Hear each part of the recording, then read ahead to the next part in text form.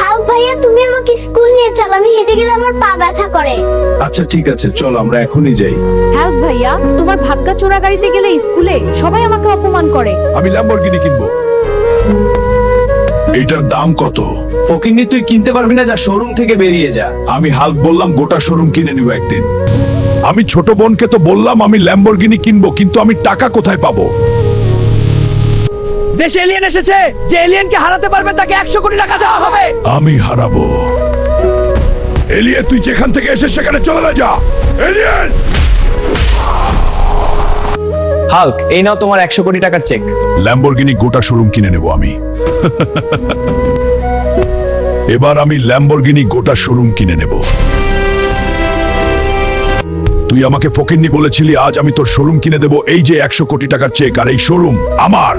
ল্যাম্বরগিনির দোকানদার, তুই এখন মেজে পরিষ্কার কর। হ্যাঁ স্যার, এখনই করছি। এখনই। এই যে বন, তোর জন্য ল্যাম্বরগিনি কিনে এসেছি। আমি গাড়ি চালাই, তোমরা লাইক সাবস্ক্রাইব করো।